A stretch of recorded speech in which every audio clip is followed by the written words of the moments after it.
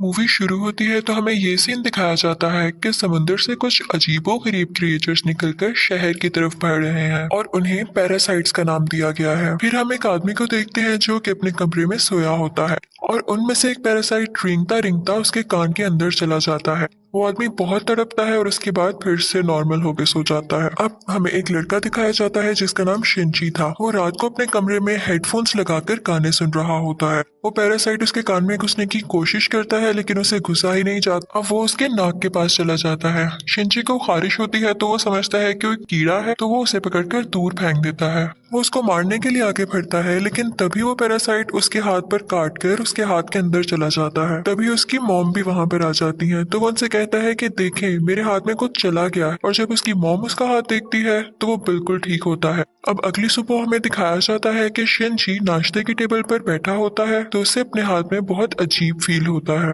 और फिर दूसरी तरफ हमें वो आदमी दिखाया जाता है जिसके कान में स्टार्टिंग में एक पैरासाइट चला गया था। वो अपनी बीवी के सामने आकर खड़ा होता है और अपना मुंह खोल लेता है। उसका मुंह बहुत ही खौफनाक और बहुत ही बड़ा था और वो अपनी बीवी का सर अपने मुंह में लेकर अपना खौफनाक मुंह बंद कर लेता है और ये सब उसी पैरासाइट की वजह से हो रहा था। फिर हमें शिनची दिखाया जाता है जो कि स्कूल जाते हुए रास्ते में अपनी दोस्त से मिलता है। वो भी उसमें काफी अजीब हरकतें नोट करती है और जब वो स्कूल पहुंच जाता है तब भी उसके साथ बहुत कुछ अजीब हो रहा था, जैसे उसके राइट हैंड में काफी पावर आ गई हो। वो घर आता है और अपना हाथ काटने की कोशिश करता है लेकिन उसका हाथ मूव करने लगता है और उसे रोकता है। और फिर हम देखते हैं कि उसका हाथ एक क्रिएचर में बदल गया है और वो शिनची से बातें भी कर रहा था। फिर हम देखते हैं कि वो शिनची की बुक्स भी पढ़ा करता था और उसका लैपटॉप भी यूज किया करता था। क्योंकि जब इसने शिनची की बॉडी में घुसने की कोशिश की थी तो शिनची ने इसे आगे जाने से रोक लिया था, इसलिए अब ये सिर्फ राइट हैंड में था और उसी हाथ को कंट्रोल कर रहा था। ये अपना नाम मिकी बताता है और कहता है कि तुम मुझे कभी मत काट क्योंकि मैं तुम्हें कुछ नहीं कहूंगा, तुम मेरे होस्ट जो हो।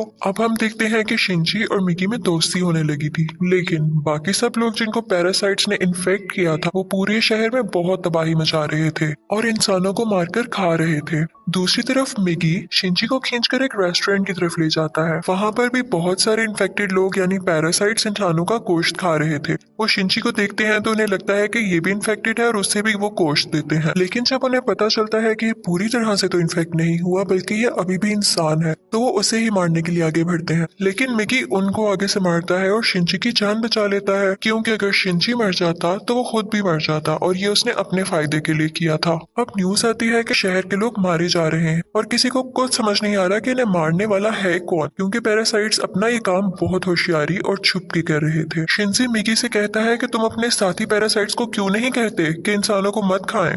तो मिकी उससे कहता है कि तुम भी तो सब्जियों और जानवरों के गोश्त को खाते हो, तो इसी तरह हम लोगों का खाना इंसान ही है, तो इसमें बुरी बात क्या है। अब मिकी को पता चल जाया करता था कि उनके आसपास कौन सा पैरासाइट है। तो जब शिनजी स्कूल जाता है तो वो उसे बताता है कि तुम्हारे पास एक और पैरासाइट, और वो कोई और नहीं बल्कि उसकी टीचर थी। वो टीचर जब शिनजी को देखती है तो उससे भी पता चल जाता है कि इन्फेक्टेड है, लेकिन वो कहती है कि तुम्हें मुझसे डरने की कोई जरूरत नहीं है क्योंकि मैं इंसानों को नुकसान नहीं पहुंचाना चाहती, बल्कि मैं उनके तरीके इसलिए पढ़ रही हूँ ताकि इंसानों जैसी क्वालिटीज हमेशा मुझ में रहें। वो उसे दो और पैरासाइट्स के पास लेकर जाती है, एक स्टूडेंट होता है और एक पुलिस ऑफिसर। वो बताती है कि ये पुलिस ऑफिसर मेरा हस्बैंड है और हमारा बेबी होने वाला है और वो बेबी बिल्कुल नॉर्मल इंसान होगा, तो हम भी इंसानों की तरह ही रहना चाहते हैं। हम किसी को नुकसान नहीं पहुंचाएंगे, किसी को सरेआम नहीं मारेंगे, लेकिन छुप के गोश्त खाना चाहते हैं। तो क्या तुम हमारा ग्रुप ज्वाइन करोगे? लेकिन मिगी इस बात को नहीं मानता। अब अगले दिन वही पुलिस ऑफिसर उन लोगों के पास आता है तो मिगी शिनची को बताता है कि ये हमें मारने आया है क्योंकि इसे पता चल चुका है कि उस दिन रेस्टोरेंट में हमने एक पैरासाइट को मारा था। और इसी के साथ वो पुलिस ऑफिसर इन पर अटैक कर देता है। अब मिगी और शिनची भी बहुत लड़ते हैं और इसको फाइनली मार देते हैं। जब शिनची घर आता है तो उसे बहुत बुरा लग रहा कि उसने एक मर्डर कर दिया, लेकिन दूसरी तरफ हम देखते हैं कि पुलिस ऑफिसर की बॉडी से वो पैरासाइट निकलकर किसी और की बॉडी में चला जाता है और ये कोई और नहीं बल्कि शिनची की माँ थी और वो शिनची को मारने के लिए उसकी तरफ बढ़ रही थी। मिगी शिनची को बताता है कि तुम्हें मारना चाहती है, तो शिनची उसे कहता है कि खबरदार तुमने मेरी माँ को कुछ कहा, क्योंकि वो अपनी माँ से बहुत मोहब्बत करता था और वो नहीं चाहता था कि उसकी माँ मरे। लेकिन देखते ही देखते उसकी माँ का सर भी बाकी पैरासाइट्स की तरह खुलने लगता है और वो शिनची पर अटैक कर देती है। उसका बहुत खून जाया होता है और वो मरने के करीब होता है। लेकिन अगली सुबह हम देखते हैं कि वो दोबारा से उठ खड़ा हुआ है। तो मिगी उसे बताता है कि तुम बहुत जख्मी हो गए थे, लेकिन मैंने अपने सेल से तुम्हारे जख्म को ठीक कर दिया। लेकिन यहाँ बुरी बात ये थी कि अब शिनची की बॉडी में मिगी के सेल्स चले गए थे और अब वो पूरी तरह इन्फेक्ट हो रहा था। अब शिनची अपनी माँ को ढूंढने लगता है, लेकिन वो कहीं पर नहीं मिलती। तो वो टीचर के पास जाता है और पुलिस ऑफिसर के बारे में पूछता है, लेकिन वो टीचर भी उसे कुछ नहीं बताती। मिगी उसे बताता है कि अब दिन में मुझे भी 4 घंटे सोने की जरूरत पड़ेगी और उस वक्त मैं तुम्हें बचा नहीं सकूंगा, तुम्हें अकेले ही लड़ना होगा। लेकिन क्योंकि मिगी के सेल्स भी अब उसकी बॉडी में थे तो उसके अंदर मिगी की क्वालिटीज भी आने लगी। खैर, फिर हम देखते हैं कि वही स्टूडेंट जो टीचर ने दिखाया था, जो कि अब पैरासाइट बन चुका था, वो भी शिनची के स्कूल में ही एडमिशन ले लेता है।